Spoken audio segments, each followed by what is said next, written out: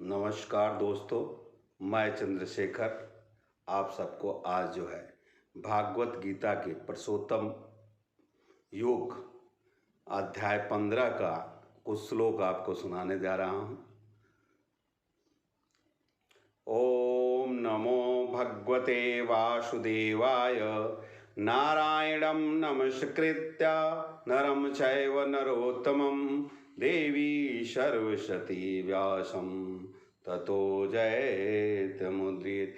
हे कृष्ण करुणा सिंधो दीनबंधो जगतपते गोपेश गोपिका कांतं राधा कांतं नमस्तुते। तत्कांचन गौरांगिनी राधे वृंदावनेश्वरी विषभानुसुते देवी प्रणमामि हरि प्रिये। वाञ्छाय कल्पतरुभ्याय कृष्णभ्याय एव च पतितानां पावनेभ्यो वैष्णवेभ्यो नमो नमः। अब गीता का भगवान क्या कहते हैं? निर्माण मोहाजित संग दोषा अध्यात्म नित्या निवृत्त काम द्वंद्व विनिमुक्तो सुख दुख सगेयम गच्छत मुड्ढा परमं वयं तम न तद्भास्ते सूर्यो न शासको न पावक यद् गत्वा न निर्वन्ते तदं परम धामम। निर्माण मोहाजित संग दोषा निर्माण मोहाजित संग दोषा अध्यात्म नित्या निवृत्त काम द्वंद्व विनिमुक्तो ममैव वांसे जीवलोके जीवभूतः सनातनः मनः षष्ठेन्द्रियाणि प्राकृतिना कर्षयेत्। भगवान कहते हैं कि इस जगत में सारे जीव मेरे शाश्वत अंग है और जीवन के 6 जो इंद्रियां हैं इसी से घोर संघर्ष कर रहे हैं, जिसमें मन भी सम्मिलित है। ममैव वांसे, ये सारा जो सृष्टि है वो क्या है? मेरा ही अंश है। प्रत्येक जीव में मेरा अंश है। तो वो कहते हैं निर्माण मोहाजित संग दोषा अध्यात्म नित्या निवृत्त काम द्वंद्व विनिमुक्तो सुख दुख सगेयम गच्छन्त बुद्धम परमं व्ययम। तो वो कहते हैं कि आप झूठी प्रतिष्ठा मोह और कुसंगति से जब आप मुक्त हो जाएं, आपको होना चाहिए, आप सात्वत तत्व को समझना चाहिए, आप दिव्य तत्व को समझना चाहिए। इस भौतिक काम से आपकी जो है लगाव कम हो जाना चाहिए। सुख और द्वंद्व दुख में संभाव होना चाहिए। और झूठी प्रतिष्ठा, झूठा मोह, झूठा लोग आपकी बड़ाई करें, इन चीज़ों में हक करके आपको ये समझना चाहिए कि आपको मोह रहित हो करके आपको द्वेष क्रोध लाभ लोभ मोह से आपको जो है दूर हो करके आपको क्या करना चाहिए? उस परम पुरुष परमात्मा के विषय में सोचना चाहिए कि हमारे यहाँ जन्म लेने का उद्देश्य क्या है, और उस परम पुरुष उस परमात्मा की शरणागत होना चाहिए। यह तभी आप परमात्मा को जो है प्राप्त करते हैं। इस संसार का जो संसार है इसका स्वामी परम पिता परमात्मा है, और हम जितने जीव हैं सब यहाँ पर उस परमात्मा के अधीन जो है कार्य करते हैं। ये सारी सृष्टि जो पृथ्वी जल वायु आकाश जो भी संपत्ति है वो परमात्मा का है।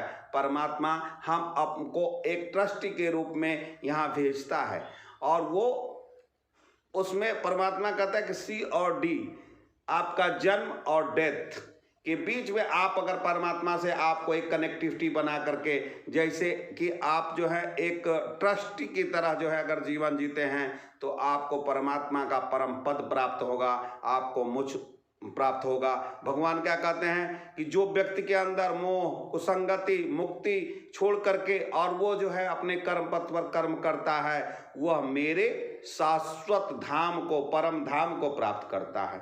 तो फिर क्या कहते हैं? न तद्भास्तो सूर्यो न शासको न पावको तद्गत्वा न निर्बन्ते तद्धारम परम धामम।